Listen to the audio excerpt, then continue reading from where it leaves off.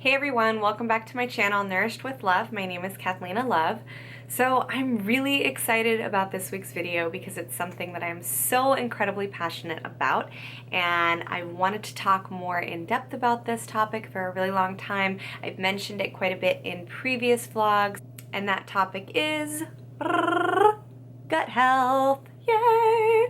So I know that I've mentioned gut health on a couple of different occasions, but I really wanted to dive a little bit deeper and explain why your gut is so important and just some fun facts about your gut. So without further ado, I want to get into this video. I have my phone with lots of notes, so I might be kind of glancing down at it, but yeah, I'm excited and I hope that you guys enjoy it. I also wrote a blog post about this, and if you're interested, I will link that down below in the description. There is a recipe for sauerkraut as well as a recipe for fire cider. Amazing also for supporting your immune system. So I will link that below. So the first thing that I wanted to touch on are fun facts about your gut. The first being that there are over 100 million brain cells in our gut, and our gut is frequently referred to as our second brain. Our gut has its own nervous system called the enteric nervous system, and it functions all on its own. Our gut houses over 70% of our immune cells, playing a vital role in distinguishing and expelling possible illness-causing invaders. A lot of things can disrupt our gut integrity, including antibiotic use, sugar consumption, and eating foods that we might be intolerant to, like gluten. Probiotics play a huge part in our gut integrity. And when there's an imbalance in our gut flora, it can cause anything from digestive issues to skin issues, anxiety, autoimmune disease, and can increase your risk of having a cold or a flu.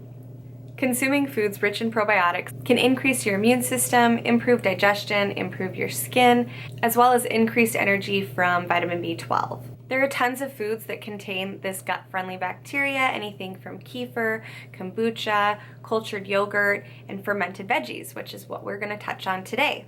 Sauerkraut is high in enzymes and aids in digestion, so it's great to be eaten alongside with your meals. Sauerkraut is super easy to make, and it tastes amazing with eggs, on a salad, on its own as a snack. It's so simple and so good for you.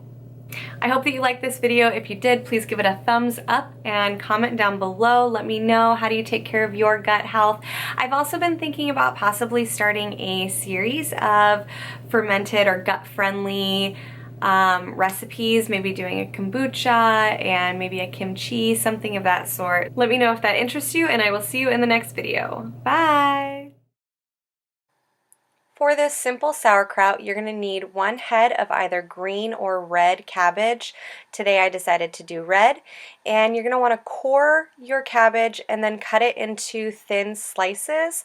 I personally prefer to do this by hand. I feel like I get a nicer texture as opposed to doing it in a food processor, but it's really up to you.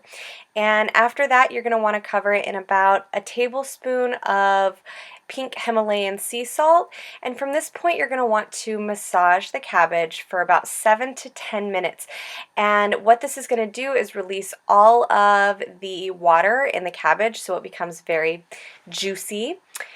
And then you're going to want to add a couple teaspoons of caraway seeds and then continue to massage the cabbage. Again, this is just to release all of the water so that when you get to this point, packing it in a very clean mason jar, your cabbage will be fully submerged under the cabbage and salt brine. And it's important to do this because that's what starts the fermentation process and prevents molding. Continue to pack the cabbage down into the jar until it's fully submerged under the cabbage brine. If for some reason you don't have enough water from the brine itself, you can create your own brine by adding a little bit of warm water with salt. Again, the goal is to just make sure that it's completely submerged underneath that water. So you can see here that I'm packing it down and all of that juice is up at the top. From this point, you're going to take the top leaf that you reserved from the cabbage, make sure you wash it well, and just go ahead and put it on top to block any possible airflow making its way to the packed cabbage. So there's going to be juice on top of the leaf to kind of weigh it down. Once your cabbage is done fermenting, this top part will be taken and discarded, but the rest of it will be good. And at this point, you're just going to want to go ahead and pop a lid on it and put it in a dark cabinet for about 7 to 10 days.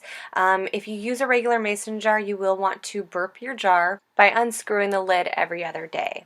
You'll know your sauerkraut is complete when it has that signature sour taste. I hope you enjoy!